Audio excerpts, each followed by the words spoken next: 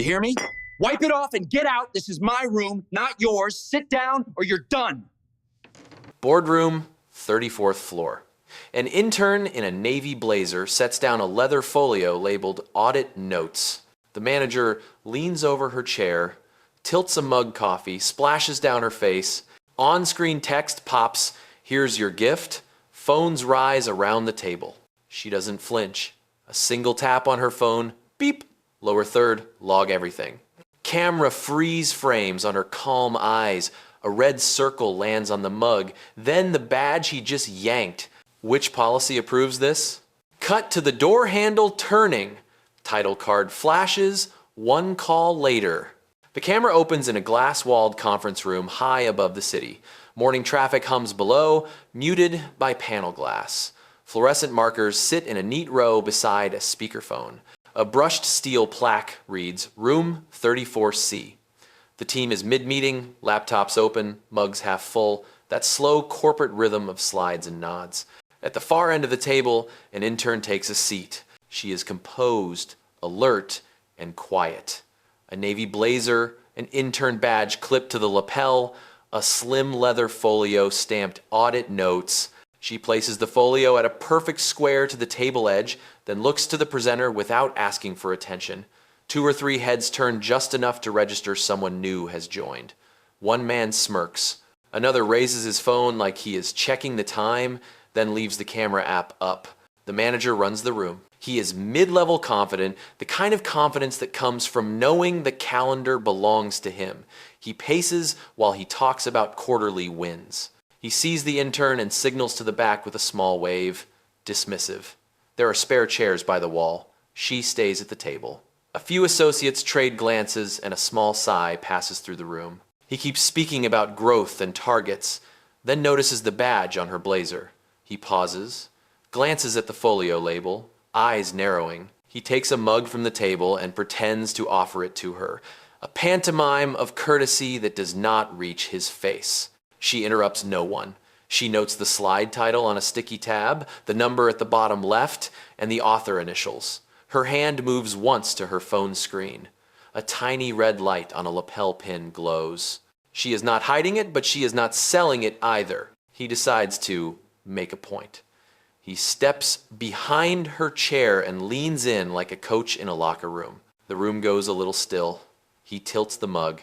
Coffee leaves the lip in a clean dark ribbon and runs over her forehead and down her cheek. It splashes across the folio and the table edge and beads on the metal. A final drop hits the floor like a metronome tick. There is air in the room that does not move for one full beat. A few phones lift higher, someone gasps and then clamps a hand over their mouth.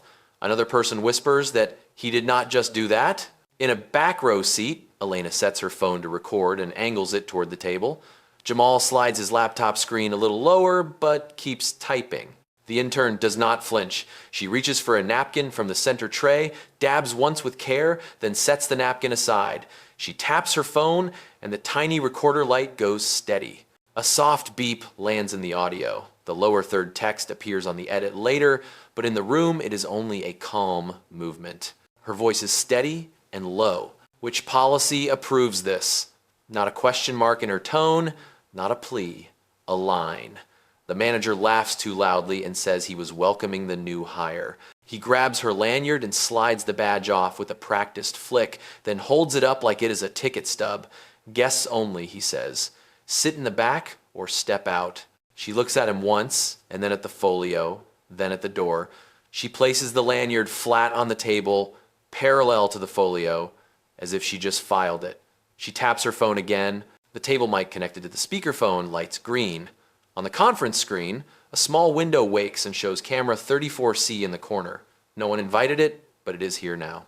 From the hallway comes the soft click of a door being propped, then the quick slide of footsteps that sound like rubber soles, not dress shoes.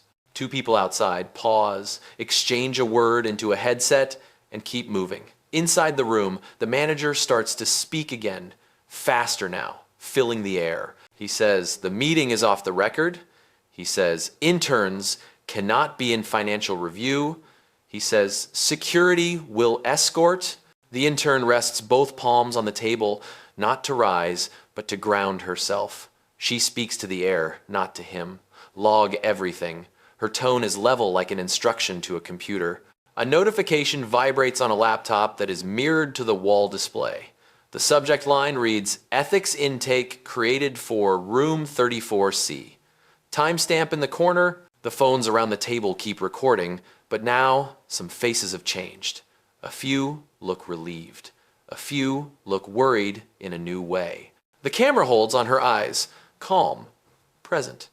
The coffee cools on her sleeve and shines for the lights. A paper towel drops into a trash can and the dull thud is louder than it should be. The manager's jaw moves but no words come out for a second that feels like a minute. Cut the sound, hold that frame. On screen, text in bold yellow lands over the image. Here is your gift. Then it fades and another line waits just behind it. One call later, day one was orientation and a seat by the copier. The onboarding email said welcome and then pasted a list of passwords with half the links disabled. Her intern badge opened the pantry, but not the shared drive. She asked for an org chart and got a shrug. There was always a shrug. She learned faces anyway. Names on sleeves. Who deferred to whom? Who waited to speak until the manager left the room? Day two was expense season. The team sifted through receipts while a projector ran a finance dashboard no one read. She kept her folio closed and watched the pattern. Meals logged at 1158 p.m. to hit the per diem. Flights rebooked without a price delta. Rideshare trips tagged vendor liaison with the same pickup and drop for 3 different dates. Small things. Frequent. She wrote page numbers in the margins of a notebook she brought from home. Not a company issue. No one asked about it, which told her enough. Elena sat 2 seats down and whispered that she could not see the numbers. The intern leaned over and pointed to the row where the job code shifted for one manager's department. The move was subtle and gained them a higher limit. Elena blinked and took a photo of the screen with her own phone. Within minutes, Jamal forwarded a PDF of last quarter's travel review. It was the only time anyone had given her access without being asked. The gatekeeping was polite and constant. Please fetch water for the client. Please sit at the back until you have a login. Please do not speak during review. The manager repeated that last one during a pipeline update. He also kept sliding her badge behind his notebook when he walked by, then setting it back down like he had found a lost item. She let it happen twice to confirm it was not an accident. She watched how they handled conflict. No one argued with the manager. They negotiated with his calendar. He was never free when questions were inconvenient. He loved to describe himself as a culture builder and a fixer. He used the word integrity and then joked that receipts were just confetti. That one got a big laugh from 2 lieutenants and silence from everyone else. At lunch, she sat with the operations coordinator, who knew the copy codes and the cleaning schedule. The coordinator explained the housekeeper rotation and keycard resets. The intern listened and asked about camera coverage on the floor. The coordinator said every conference room had a dedicated feed, but you needed ops to mirror it. The intern nodded and changed the topic to coffee machines. No reason to make anyone nervous. By late afternoon, she had enough to test a single question. She waited for the group to settle into a slideshow on vendor perks. She lifted her hand halfway, then lowered it and spoke without volume theatrics. Which policy approves duplicate per diems? The manager answered with a smile that looked like a warning. He said, "Welcome to corporate," and claimed policy could bend if results were good. She did not argue. She just looked at the slide footer and wrote the initials of the author. He noticed the folio for the first time and read the words on it. Audit notes. His smile changed. A quiet plan took shape. She needed 3 things at the same moment. The conference room mic lit and tied to the speakerphone. The camera feed mirrored ops and legal. A named incident in the ethics system with the room number and timestamp. None of that required shouting. It required precision and a single well-timed call. So when the coffee stunt happened on day 3, the groundwork was already in place. She had memorized the 4-digit extension for the ops desk. She had tested the mic indicator during a pretend room check. She had confirmed with the coordinator that the hallway camera covered the door handle and captured entry times down to the second. And she had asked Elena and Jamal one harmless favor at lunch. If anything seems off, save your screens. The audience watching this can feel the slow coil inside the room. It is not rage, it is alignment. She is not here to trade insults. She is here to measure a system and show it to itself. That is why she says as little as possible. That is why the only line you hear from her before the door opens is a sentence built like a standard. Which policy approves this? Then the quiet part that triggers the rest. Log everything. The room holds its breath while the coffee spreads across the table edge. She wipes once, sets the napkin down, and makes the call she has been saving. Ops desk, this is room 34C. Please mirror this conference to legal and start an ethics intake. She states the time to the second, the meeting title, and the manager's name. Her voice does not rise. On the wall display, a small window appears in the corner, camera 34C with a red recording dot. A second window blooms beside it, the speakerphone interface showing the room mic as active. The manager tries to retake the air. He says this meeting is confidential and off the record. He says interns cannot access financial review. He says the coffee was a joke. As he speaks, he lifts her badge again, slides it through his fingers, and pockets it like a coin trick. Guests only, he repeats, and points to a row of chairs lined against the glass. He reaches to pull her chair back. She grips the table and does not budge. Ops confirms the mirror is live. A case number arrives by email on a shared laptop and pops up in the corner of the display. Ethics intake created for room 34C. She repeats the number for the recording. She asks that the hallway camera be bookmarked and that access control logs be pulled for the last hour. The coordinator in ops says done, and the line stays open. Elena raises her hand and speaks without drama. I saw the expense screen shift categories. I can show it. Jamal clears his throat and forwards a PDF to the room mailbox. The display pings, travel review, Q-do attached. A side-by-side comparison appears, one slide to the next, the same hotel nights copied, the per diem duplicated under a new code. The manager waves it away as a training error. Elena corrects him with a steady tone. The job code was changed by your login at 1158 p.m. Jamal highlights the audit trail at the bottom of the file. Phones around the table tilt slightly upward. No one is loud, but the temperature has changed. The manager calls for security. He says, remove the guest and shut down the screen. He reaches for the HDMI cable and pinches it between thumb and forefinger. The display does not blink. The mirror is no longer dependent on the cable. The corner window shows his hand in close detail, a reminder that the room is being seen from more than one angle. She does not step away from the table. She lays the lanyard the manager handed back earlier, now retrieved from where he set it down, next to the folio, and squares both. She notes the file names out loud as they load on screen, so the transcript will capture them. Q2 Travel Review Final, Q2 Travel Review Final, Final, and the one that matters, Q2 Travel Review Approved. She reads the initials after the word approved. He tries a different tone, a measured calm that reads as control. He asks her name, then repeats it too slowly. He reminds her that she is new and that the firm values discretion. He says he can coach her on how to fit in. He uses the phrase, be a team player. She lets the words pass and asks her second question of the day. Which policy authorizes hospitality gifts that result in any person being touched with a beverage? The silence after that question is longer than the silence after the spill. Another email lands. Ops has attached the door camera clip. The screen shows the manager entering 10 minutes late, carrying 2 mugs. The timestamp matches the calendar. A second clip shows him stepping behind her chair before the incident. The coordinator adds a basic note to the case file, visible in the email preview. Alleged physical contact during the meeting. Request compliance review. Someone in the back says quietly that legal is on their way. The manager keeps his smile locked in place and insists he will explain this offline. He points at a junior analyst and orders the screen off again. The junior does not move. She is looking at the ethics case number and writing it in a notebook. The intern watches that detail and recognizes a truth keeper when she sees one. She takes one breath and speaks one sentence toward the room, not to the man beside her. This will remain on the system. It lands like a stamp. Another phone vibrates with a calendar update. A short notice pops in for the director of operations. Conference Suite 34C added to the itinerary. The manager hears the vibration and glances toward the door, then back to the table, then to the camera in the corner of the display. He loosens his tie by a fraction.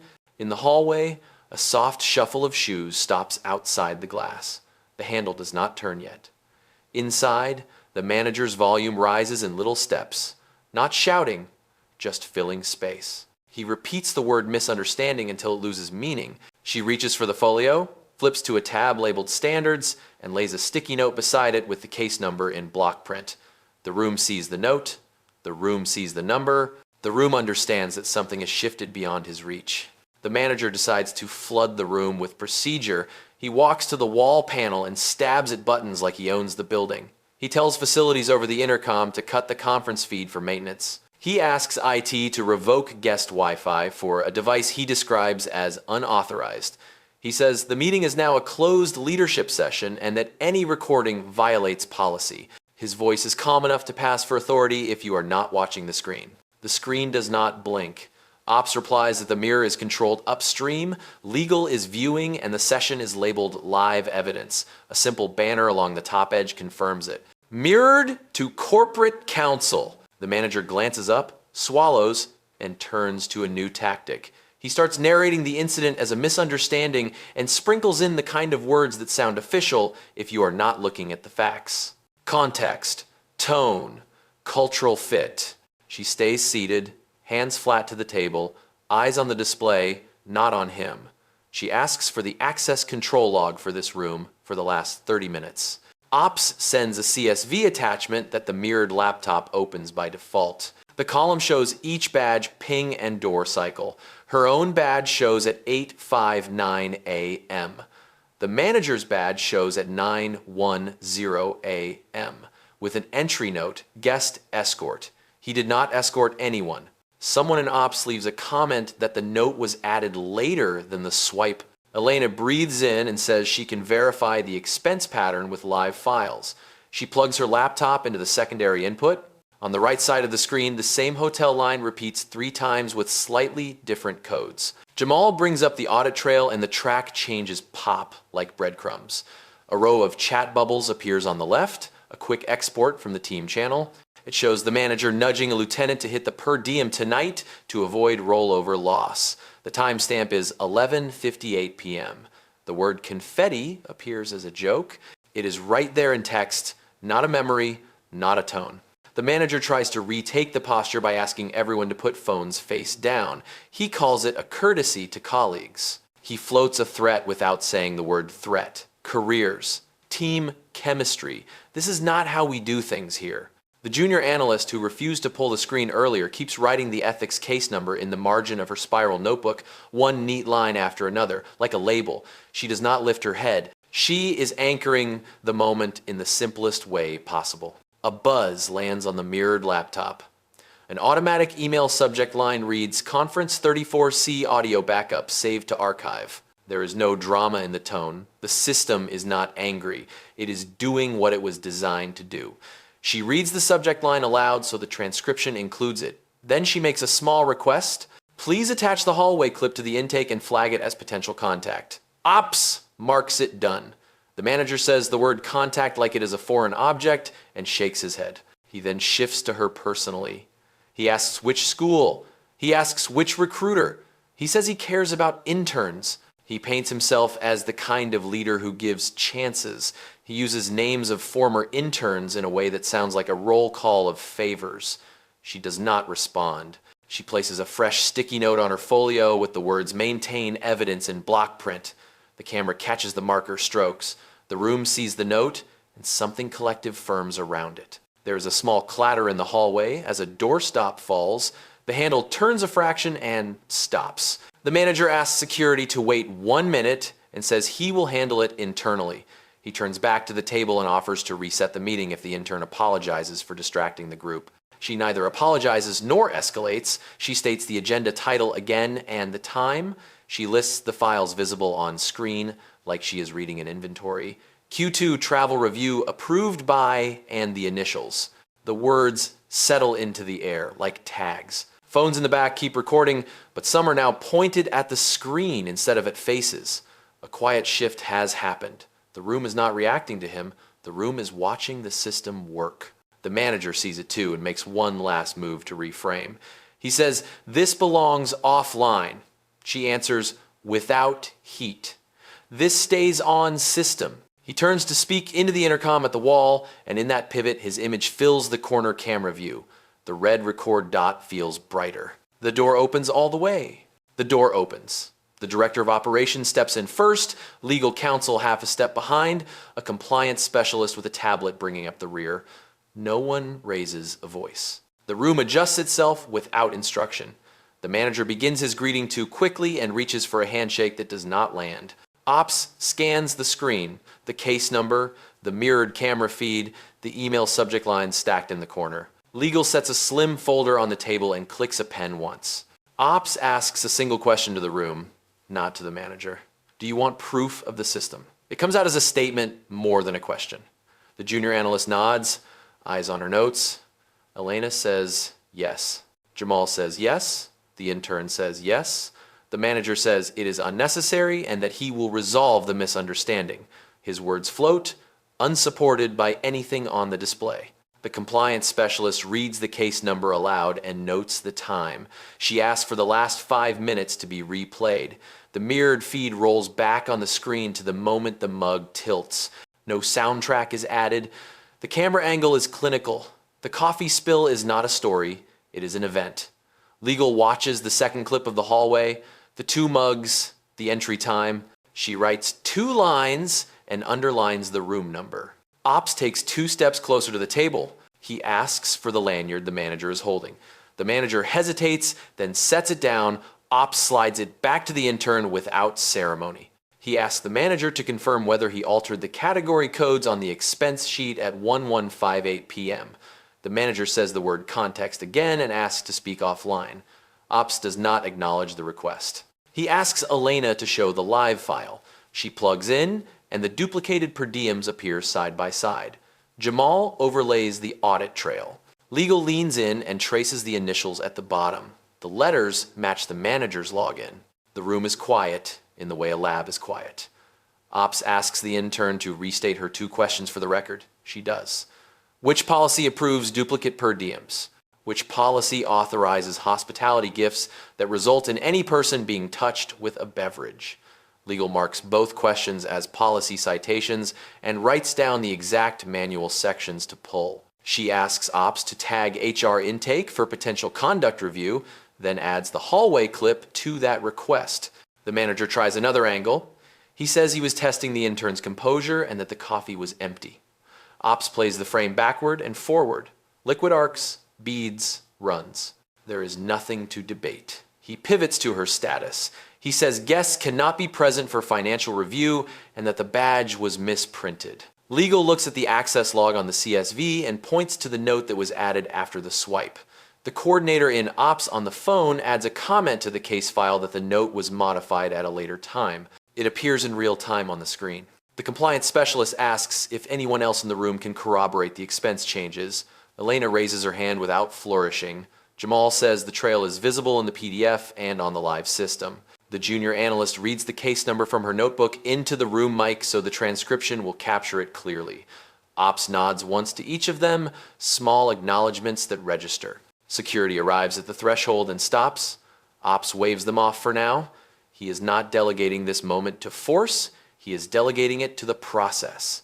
He asks the manager a final, narrow question. Did you authorize the recode on travel to increase per diem eligibility? The manager answers with a sentence that does not contain the word yes or the word no. Legal repeats the question. Silence fills the space where a word should be. The intern remains seated, hands on the table. She is not the center of the scene anymore because the scene has shifted to the system. She speaks once, the same even tone. Keep the mirror live and preserve the session as evidence, Ops confirms. He asks IT to freeze further edits on the travel file and to snapshot the current state. A small banner appears on the top of the screen. Document locked by operations. The air in the room changes again. Not loud, just settled. Legal turns to the room. She says, next steps in a flat cadence. Secure the evidence. Notify HR for conduct review. Audit the last 2 quarters of travel for the manager's cost center. She looks at Elena and Jamal. Thank you for surfacing specifics, not impressions. Your notes and files are now part of the record. They both give small nods, almost embarrassed by the attention. Ops checks the time and records it aloud. He looks at the manager and speaks in phrases built like switches. This is not offline. This stays on system. He does not raise his voice. He does not need to. The red record dot in the corner keeps its steady pulse. Somewhere above the city, the traffic hum continues, unconcerned. Inside the glass room, the performance has ended and the procedure has started. The next move is no longer theatrical. It is administrative and final. Ops asks IT to extend the mirror to legal's review room and to start a rolling transcript. The banner along the top edge shifts to include a new line, preserved to archive. He asks the manager to step to the end of the table and remain within the camera frame. The manager stays near her chair instead, as if proximity might let him steer the scene. He smiles at no one and fixes his cuffs. Legal keeps writing. The compliance specialist opens her tablet and pulls the travel card ledger. She filters the last 6 months for the manager's cost center. Duplicate per diems cluster like a rash. She marks 3 vendor names that recur on the same nights as internal offsites. She flags a rideshare receipt that maps perfectly to a hotel entry, and then again, same timestamp, different code. She asks Jamal to project the audit trail for those rows. He does. The login tags confirm the same initials. She does not narrate, she highlights and lets the screen carry it. Ops asks facilities to hold the room for the next hour and notes the request aloud so it lands on the transcript. He asks security to stand down unless called and to keep the hallway clear. He is building a corridor around the process. The room exhales, a quiet recognition that nothing is going to be hurried or hidden. The manager tries a saving move. He says he has a client call in 5 minutes. He uses a brand name like a talisman. Ops nods and tells him the client will receive a reschedule notice from account services. He keeps his tone neutral, as if reading the weather. The manager reaches for levity and misses. He calls receipts confetti again. No one laughs. The word hangs without echo.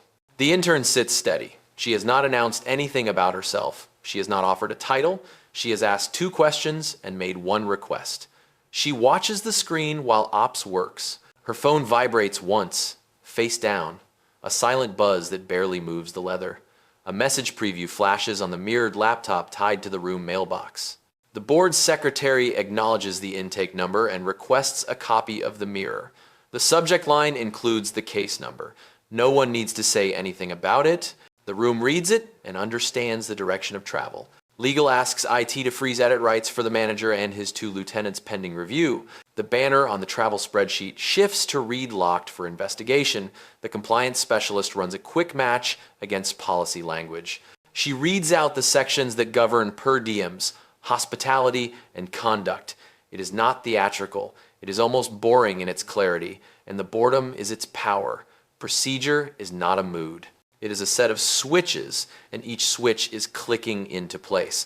Elena raises a small hand and says she has chat logs where the manager instructed the team to code meals a certain way to avoid rollover loss. She shares her screen. The messages come up, time-stamped, with the manager's icon beside each line. No colored arrows, no dramatic zooms, just a column of text that matches the numbers on the sheet. Jamal overlays the compliance note that warned about the exact practice last quarter. The alignment is clean. The story writes itself from system to screen. Ops turns to the intern without preamble. Would you like to lead the remainder of this agenda item? The manager reacts first, incredulous at the phrasing. He reminds the room that interns do not lead financial review. Ops does not answer him. He waits. The intern nods once and presses a key to bring up the next slide. She reads the agenda title and the 3 objectives. Identify irregularities, preserve evidence, define immediate controls. Her tone is the same, even pace she has held since the coffee hit the table. She outlines the quick controls in simple language, hold on reimbursements tied to the duplicate code, require a second approver for per diems over a threshold until the audit completes. Mirror travel card alerts to Ops for 30 days. Legal nods and adds that HR has been notified to open a conduct review file. The junior analyst writes the exact phrasing in her notebook and underlines the case number again. The manager reaches for a colleague with his eyes, looking for an ally to interrupt the motion of the room. He tries to address the team as if nothing is happening. He says the quarterly wins matter more than this moment, and that momentum is fragile. He says intention should be weighed. Legal slides a paper across the table with 2 bullet points handwritten. Conduct, controls. She asks him to wait for questions. He stops mid-sentence and leans back, the smile finally gone. Her phone buzzes again, a different cadence. She reads the lock screen and turns it face down. The board secretary has added the director of risk to the mirror and asked for a status note at the half-hour mark. Ops dictates a neutral 2-line update while the compliance specialist continues tagging rows. The intern pauses and looks at the room as a whole. She does not need to fight for attention, she has it. Not because of a reveal, not yet, but because she is speaking the language everyone in this building recognizes when it is done correctly. Specifics, timestamps, policy sections, next steps. She ends the segment with a sentence built for a transcript. Keep the mirror alive. Preserve all attachments. Hold payments on the flagged items. Ops repeats each phrase for redundancy. Legal adds a note that facilities has control of the room booking through the hour. The compliance specialist closes her tablet and looks to Ops. He nods once. The scene is ready for the moment everyone will remember. Not the coffee, not the spin, the hand on the door, and the truth that will walk in next. The manager decides his best defense is volume. He routes his voice through the room like a fire drill, stringing policy words together as if speed can make them true. He tells security to remove a guest from a confidential session. He tells IT to revoke a temporary login. He tells HR to expect an incident report about an intern who disrupted a financial review. He is narrating a version of events faster than the system can write them down, hoping the lag will save him. The system does not lag. A Teams banner pops on the corner of the mirrored laptop. Request to disable SSO for intern 3481 denied. Reason pending investigation hold. Another alert follows. Badge deactivation request rejected by facilities. Room 34C under evidence retention, lock. The words stack in a calm column. He keeps talking while each line quietly cancels him out. He pivots to the people in the room. He calls on a lieutenant by name, the one who always laughs on cue, inviting him to confirm that the coffee was empty. The lieutenant starts a sentence and stops when the hallway clip shows the mugs. He lowers his eyes and says he cannot speak to the temperature of a liquid. The sentence lands like a bruise. The manager moves on quickly, firing questions at random. Who authorized the intern to sit at the table? Who shared the audit trail outside the finance channel? Who thought it was appropriate to mirror legal without leadership consent? Ops answers one of those without looking up. The ethics line does not seek consent, it executes a policy. Legal adds that mirroring is automatic under the evidence rule. She points to the case number on the display and draws a small box around it with her pen, as if to give the room a target to focus on. The manager ignores the box and reaches for the HDMI cable again. The screen does not flicker. He tries the intercom. Facilities, this is a maintenance issue. Please take conference 34C offline for 10 minutes. The speaker crackles, and then a simple reply slides into the room. Conference 34C is in a live archive state. Please do not alter settings. He presses the button again, harder, as if force matters to a switch. It does not. A calendar alert blinks. The board secretary added the director of risk to mirror status update requested at 9:30 a.m. The manager pretends not to see it. The rest of the room does. Elena keeps her phone steady, not to film faces, but to keep a lock on the expense rows as Jamal scrolls. When the duplicated per diems repeat, she tags the times with a finger and whispers the code so the transcript will catch them. She is not performing. She is anchoring. He makes it personal again. He asks the intern who she thinks she is. He draws out her first name like a lesson and attaches a diminutive to it. He says, in this company, you earn time at the table. He suggests she step out to compose herself. He offers to keep the mug thing off her record if she apologizes for disrupting a meeting. He frames it as mentorship, a gift from someone who understands the culture. She looks at the screen, not at him, and recites the case number. She does not take the bait. HR pings, ops with a form. Conduct review opened. Please confirm participants are present. Ops reads the names aloud. The manager tries to interrupt when his initials appear. Legal holds up a hand and continues. Elena, Jamal, junior analyst, intern, Director of Operations, Corporate Counsel, Compliance, Security waiting in the hallway. The list is boring, and that is the point. Boring is what makes this stick. The manager attempts one more framing move. He says there are reputational risks to escalating a misunderstanding. He invokes clients, press, and social clips. He says the company needs to show unity. Right on cue, the projector overlays an incoming email across the lower third. Subject line reads, Rebrand Guidelines for Crisis Response. Version 2 draft. The irony is unhelpful to him.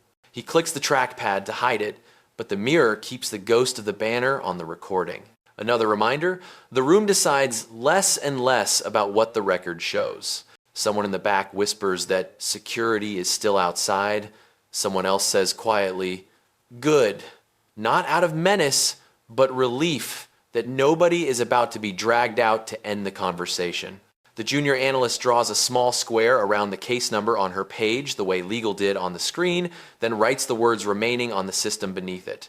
Her handwriting is patient and neat. The manager reaches for confidence one last time. He announces that he will be closing the meeting in the interest of time and scheduling conflicts.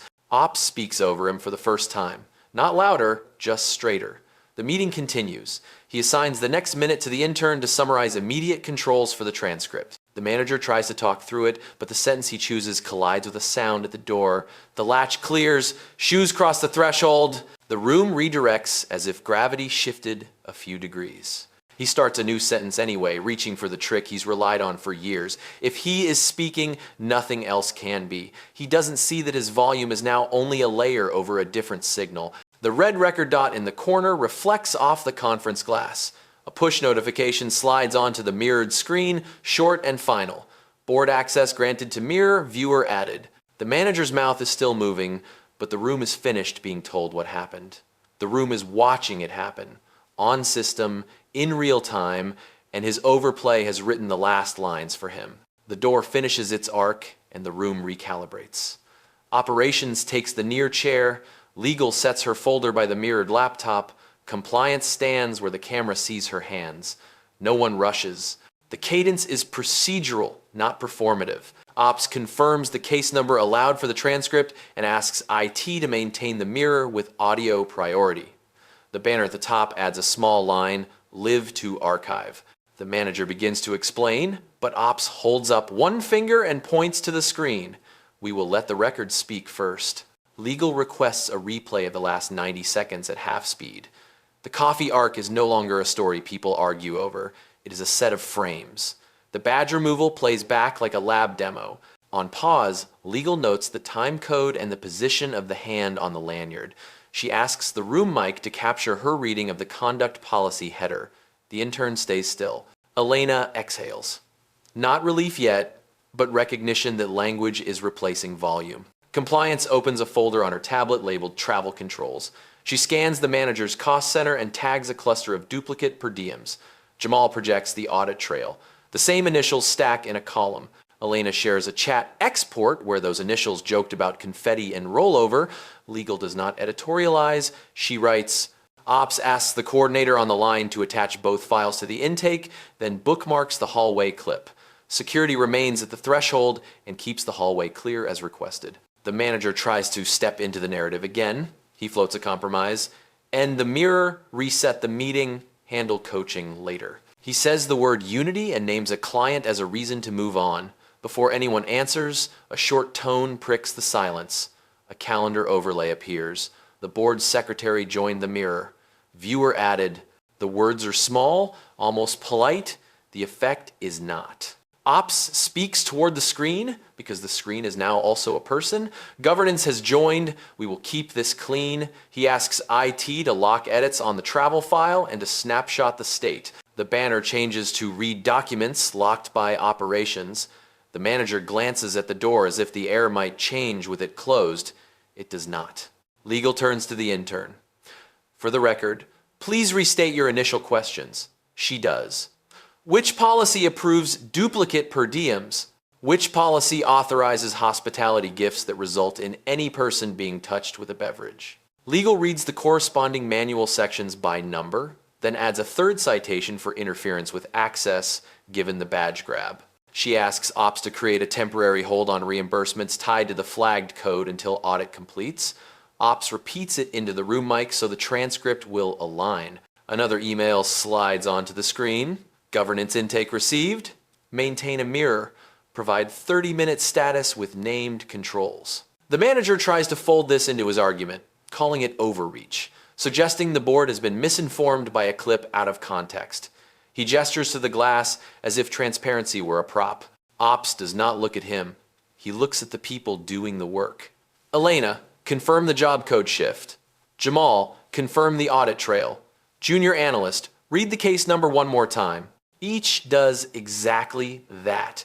The room is no longer listening for a story. It is aligning on facts. Compliance requests access control logs from the last hour for the floor. The CSV arrives. Her finger traces the entries. Intern badge at 859.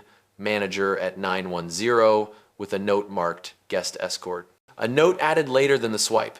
She says the phrase aloud, note added after the fact. Legal circles it with her pen on the printout. The circle is not for drama.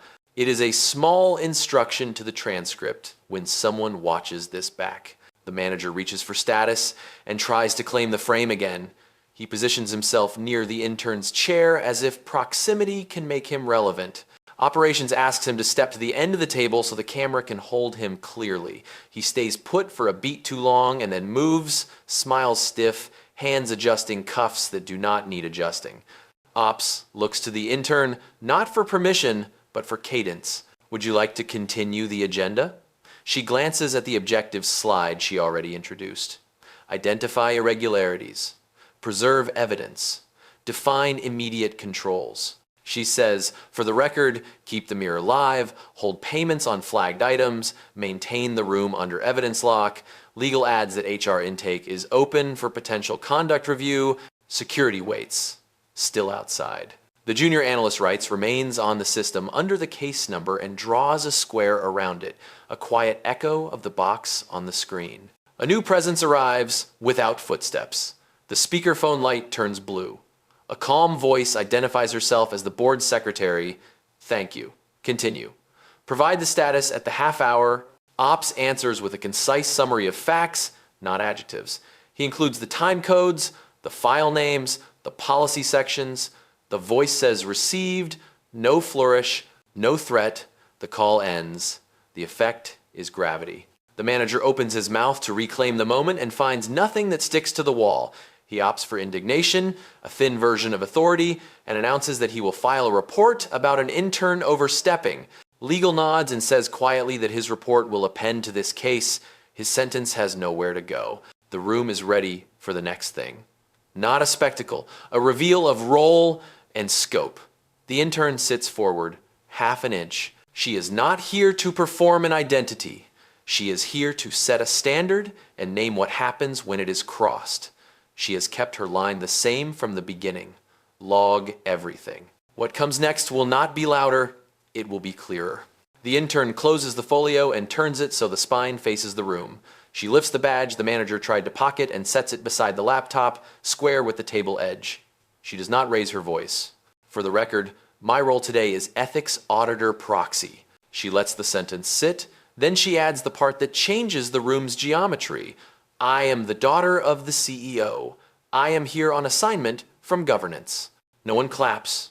No one gasps. The camera does not care about reveals. It cares about facts. Ops nods once, as if a puzzle piece has slipped into place. Legal asks her to show authority on the system. She taps an icon on the mirrored laptop. A short memo opens with the board secretary's letterhead. Temporary delegation of audit authority for field review, naming her for this floor and this cost center. It is dated, time-stamped, and routed from governance at 8:12 a.m. She reads the subject and the sign-off for the transcript. The manager recovers faster than most would and tries to repurpose the reveal. He says this is all a test then. A scenario, exercise gone sideways, a leadership lab that got too real. He insists the coffee was symbolic and the expense issues are teachable moments. He strings phrases like cultural reset and internal coaching. He is auditioning for a softer landing. The screen ignores him. A policy section number glows on the right, mirrored by legal. Conduct, interference, abuse of process. It is not angry, it is administrative. She looks to Ops. You have what you need to proceed. He says yes, the mirror is live, the files are locked, the intake is complete. He asks if she wants to add anything to the record before they move to determinations. She does not deliver a speech. She stacks 3 short lines in the air and lets each one settle. Standards are not a mood, proof lives on the system, consequences follow policy. The room feels the weight of quiet power made visible. Elena's shoulders drop half an inch. Jamal stops scrolling and leaves the duplicated per diem centered on the display like a diagram in a textbook. The junior analyst underlines the case number and writes the memo subject beneath it. Security remains outside the glass, still and ready, not the focus of anything. The manager reaches for the one angle he has left. He questions the process, not facts. He says a family member should not oversee his division. Legal replies without edge that she is not adjudicating. Governance, delegated evidence capture, and standards verification. Determinations run through Ops and Counsel with HR for conduct. He tries to argue conflict anyway and runs out of road. The board secretary's memo on screen ends that path. She rests her fingertips on the folio and gives the room the only personal line she will allow. I did not come to perform a name. I came to verify a standard. Then she closes any orbit around personality by asking Ops to read the 3 objectives she set earlier. Identify irregularities, preserve evidence, define immediate controls. Ops reads them and adds a 4th for this moment, drawn from the manual. Determine interim actions pending final review. Legal asks for any last factual additions. Elena states that the job code change was deliberate, citing the audit trail. Jamal states that the per diems aligned with after hours, jokes about beating rollover. The junior analyst reads the time code for the coffee incident and the subject lines of the archive emails. Each contribution is specific, not emotional. The record grows like a spine. The manager tries to end with dignity by requesting the chance to step out and compose a written statement. Ops nods and says that HR will coordinate a statement after interim actions are in place. The words interim actions have a tone everyone in the room recognizes. Status will change. Access will change. This is the breath before the switches. She looks up at the corner of the screen where the red dot holds steady. She does not turn it into theater. She uses it as a metronome. Then she shifts her gaze to Ops and Legal, and the cadence shifts with her on the system. Now, she says, the phrase is not a flourish. It is a key turned in a lock. Ops straightens. Legal closes her folder. Compliance taps her tablet. The reveal is complete. The next move is no longer about identity. It is about action. Operations squares his shoulders to the screen and speaks like he is reading a checklist into the air. Determinations on record. He confirms the case number, the time, and the meeting title. Legal nods once and turns her folder so the spine faces the room. The intern sits still, hands flat on the table, eyes on the display. The camera's red dot keeps its patient pulse. Ops begins with status. Pending full review, interim actions take effect now. He looks at IT on the speaker line and names the manager and 2 lieutenants by first and last name. Suspend edit rights and deactivate single sign-on. The mirrored banner at the top of the spreadsheet changes. User access revoked for investigation. A second banner appears in the system console view. Accounts placed on hold under ethics case number. The changelog captures the time down to the second. Facilities. Ops says next. Deactivate the 3 badges listed in the access control CSV and restrict elevator privileges to lobby and HR for escorted exit. A quiet tone answers. Done. The room does not cheer. The room watches the switches click where they should have clicked the first time. Legal reads a line from the conduct policy about temporary separation from systems during a standards inquiry. She does not raise her voice. She anchors the action with a rule. Finance joins the call, and Ops keeps moving. Freeze reimbursements tied to the duplicate job code and hold vendor payouts that map to the flag nights until audit completes. The finance lead confirms the hold window and asks for a case reference. Ops repeats the number. The banner in the accounting queue shows a gray label. Payment holds ethics review. Jamal stops scrolling and lets the label sit dead center. Elena takes a picture of the screen for her notes and then lowers the phone without posting anything. This is not for the internet. This is for the record. Legal addresses the room and the microphone. Termination of access is immediate. Employment determinations will follow the conduct process. She asks HR to open a file and schedule interviews with named participants. HR replies to the speaker with a calm voice and a form number. The junior analyst writes the form number next to the case number and draws a small box around both. She is building a map on paper that matches the one on the screen. Security steps just inside the doorway and waits for direction.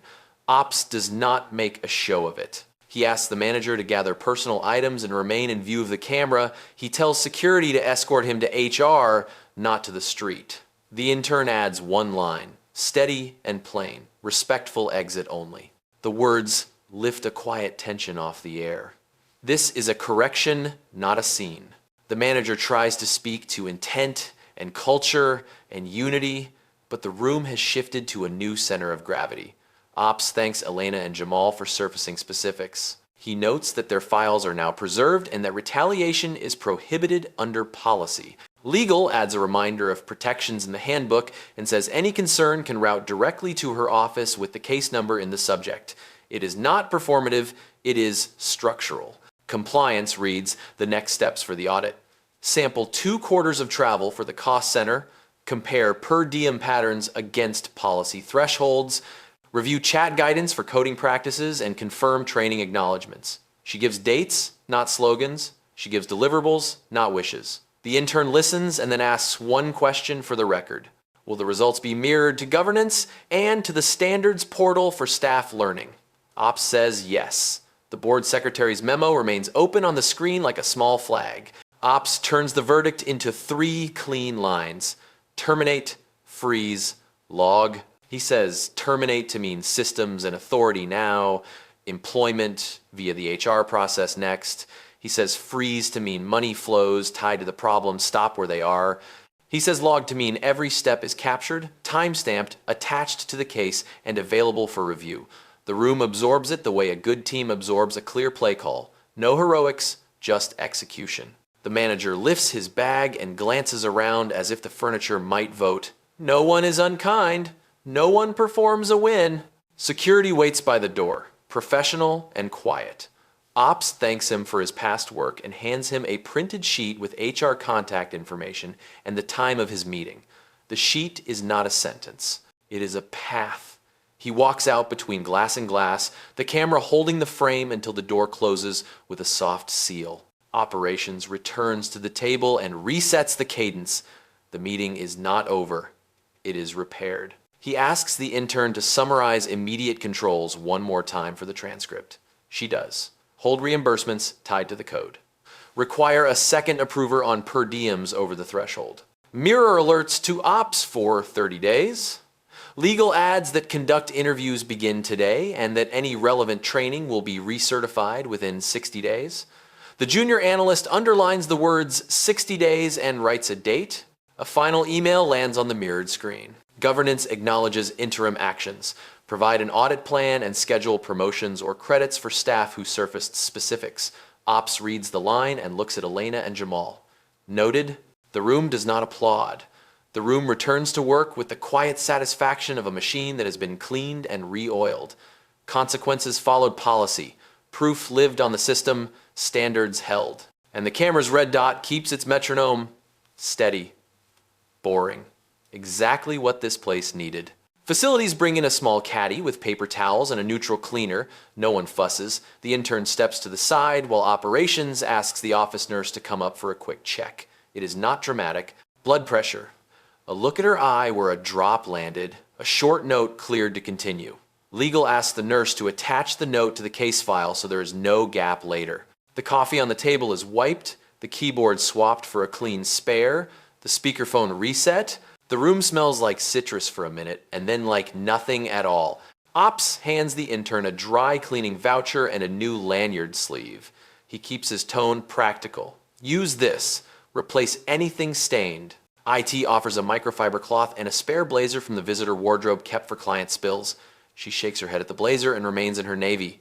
She thanks them, sits, and clicks the folio open. The badge that had been treated like a prop now rests face up, where everyone can see it. The camera catches the photo and the word intern, and the board memo on the screen balances it with the words delegation of authority. The contrast is the point. Facilities logs the incident as a minor spill with medical check completed, notes that the conference room is returned to service, and pins the log to the case. Ops asks the junior analyst to email meeting notes to the room mailbox, so the mirror will ingest them as they are written. She nods and starts a clean document with the case number in the subject. She is not writing a recap for a blog. She is building a trace. Security steps back to the hallway but does not leave. The door remains ajar. Ops checks the time and says the meeting resumes where the agenda left off, with one adjustment. The intern will run the spend integrity segment. He turns his chair slightly toward her and away from the empty chair the manager had occupied. A small reminder that the center of gravity has moved and the room should face it. She does not clear her throat or prepare a speech. She sets 3 objectives on the screen.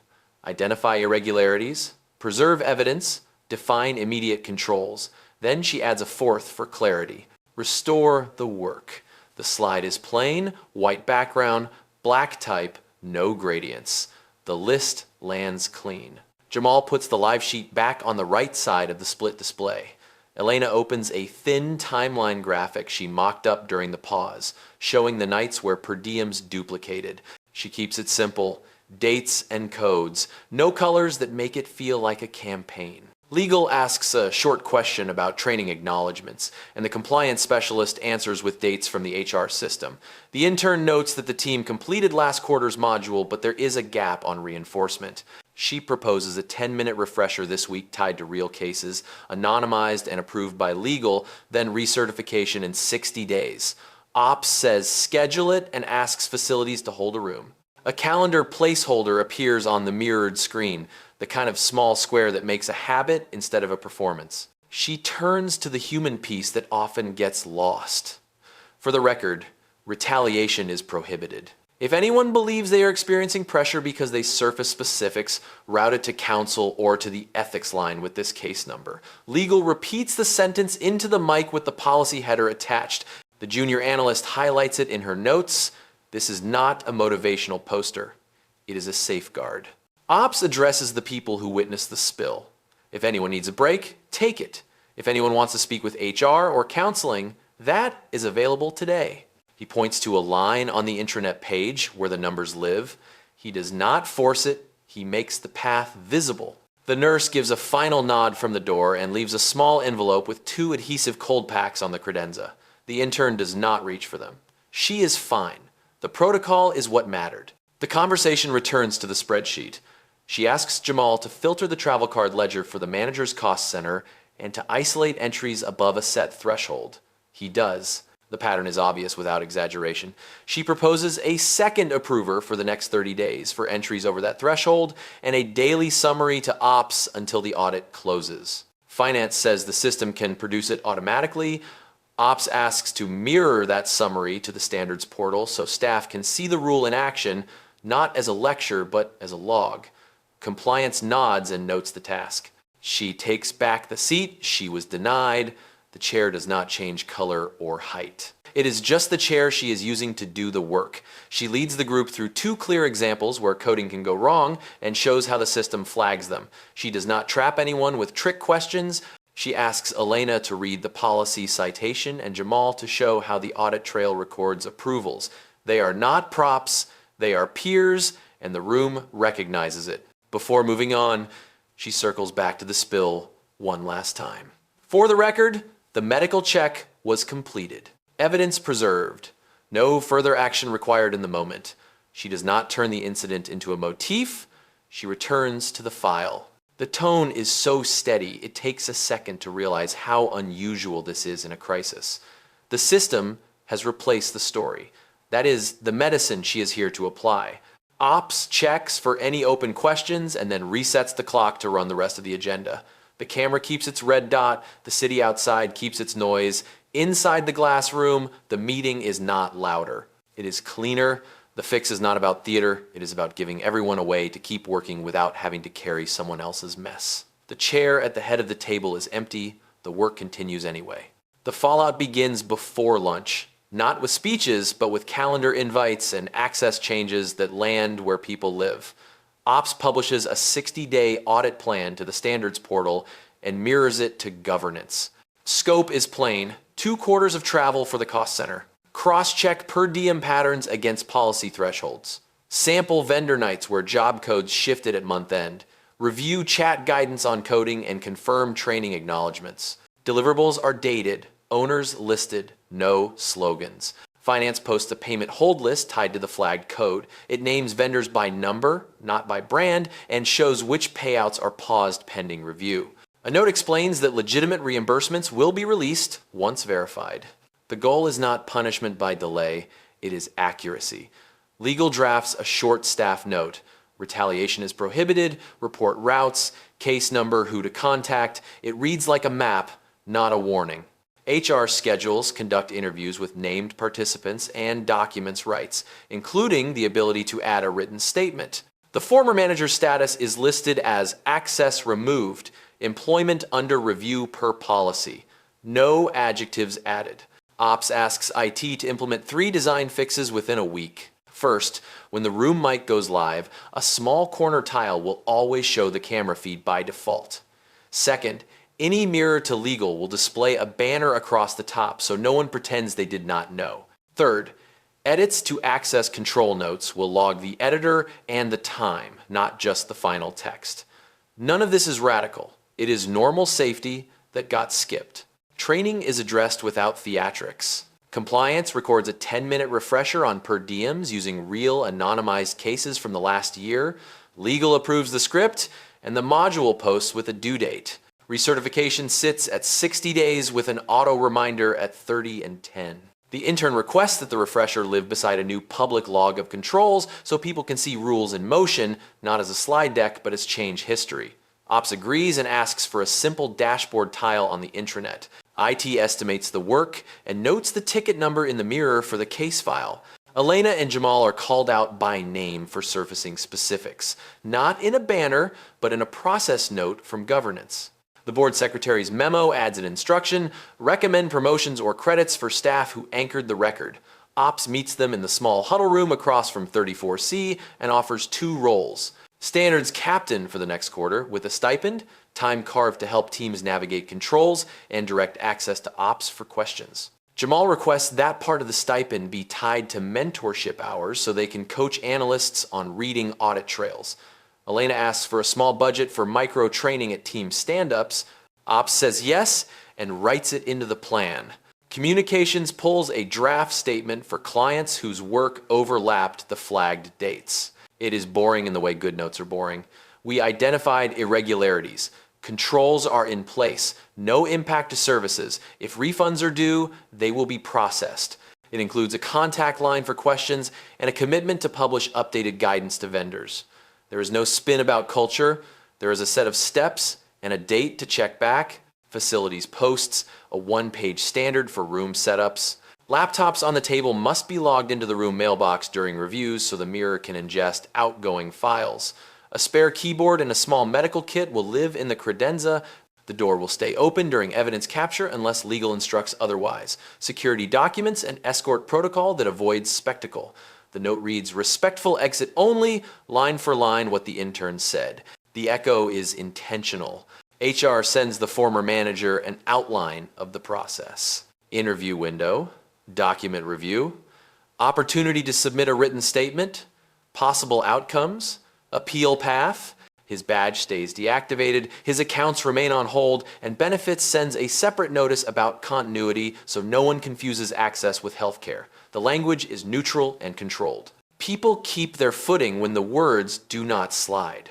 The intern asks Ops to add one more piece. A short, recurring session called Standards Office Hours. Open invite, no slides, 30 minutes twice a week for anyone to ask about policy, coding, or how to use the ethics line correctly. Ops looks at legal, who nods. Compliance volunteers to rotate attendance. The first 2 sessions get a small calendar title. Jamal offers to walk through audit trails. Elena offers to show the chat export method so people can attach specifics instead of screenshots without context. Governance requests a partner brief with a civil rights and service quality group to review how gatekeeping shows up in luxury spaces and what procedural fixes reduce bias. Ops proposes 3 pilots: remove forced seating hierarchies in shared spaces, clarify who can sit at the table by role, not by tenure, ensure vendor staff have clear routes to raise concerns without a sponsor. The brief fits on a page and sets dates for review. By mid-afternoon, the conference room feels ordinary again. Phones are face down. The spreadsheet is just a spreadsheet. The red dot is still there, but no one looks at it like a threat. The intern runs the last slides and turns the floor back to ops. He recaps in 4 lines: evidence preserved, interim actions taken, audit scheduled, training and protections in motion. He thanks the room without ceremony and releases people back to their work.